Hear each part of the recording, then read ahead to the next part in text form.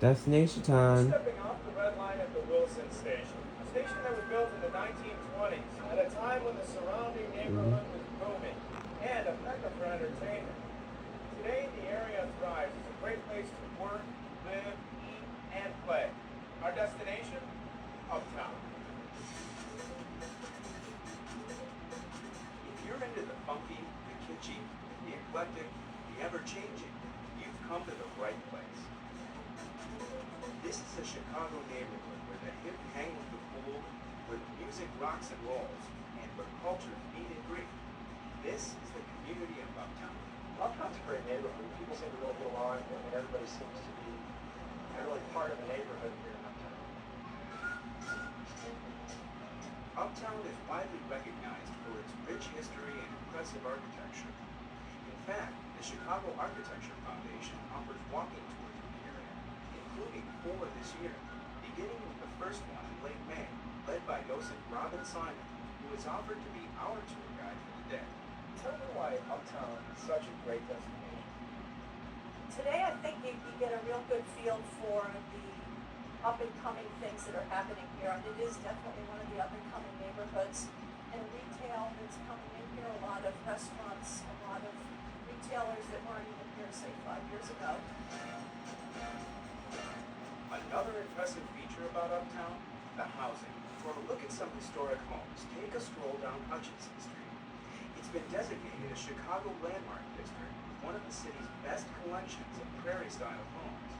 Several date back to the early 20th century, a time when Uptown was, perhaps, in its heyday. People really think of it as the Lincoln Park of its day. It really was kind of the place to be for young people in that period. What made it such a great destination back then? Places like the Riviera Theater, a popular movie palace, dancing and jazz music at the Aragon Ballroom, jazz at the Green Mill, and the Uptown Theater. The Uptown was actually the largest freestanding theater for about 7, 8 years until Radio City opened in New York, and the Uptown seated close to 4,400 people. The Uptown was built in 1927. I mean, movies were that popular. People were just looking for stuff to do. There wasn't as much entertainment options around at that point as there are today. So movies were a big deal.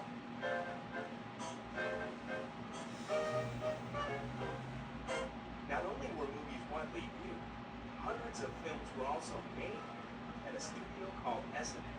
S&A Studios were here between 1910 and 1918, and it was really the first Hollywood-type movie studio, and people like Charlie Chaplin and Mary Pickford were actually in films that were filmed there. Today, S&A's presence can still be felt here. Its former home still stands on Argyle Street. Uptown is also known for its diversity.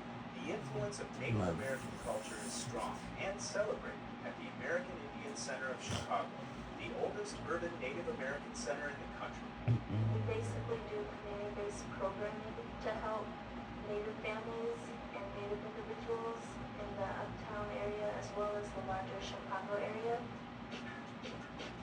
Many social service agencies are based here, including one innovative company that is literally serving the homeless, Inspiration Cafe on North Broadway. We like to think of ourselves as an organization that isn't just a band-aid for the problem, but we also try to really get at the root causes of homelessness. Not only does Inspiration Cafe serve meals to the homeless, it also offers culinary training classes designed to help its students one day land a job in the hospitality industry. The cafe is open to the public for lunch every Thursday and Friday. If you've dreamed of being a student of music, you've come to the right place. Head to the People's Music School in Uptown, where gaining a high-quality classical music education is free.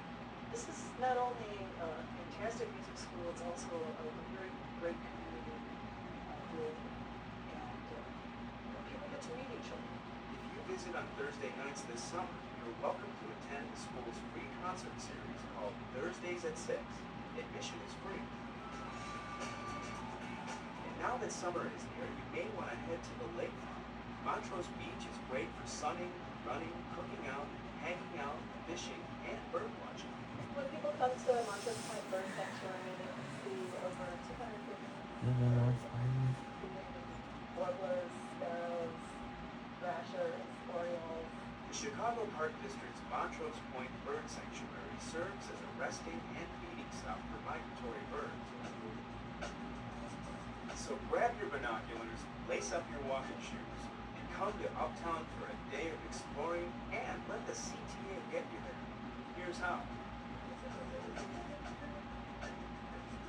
Red Line Arg Lawrence, Red Line Argyle, Johnny Monroe, A1 Lawrence, 92 Foster, 36 Broadway, 22 Clark, 151 Sheridan, 145 Western Machine Fair, 146 Android Machine Fair. You're right at Uptown. The many Chicago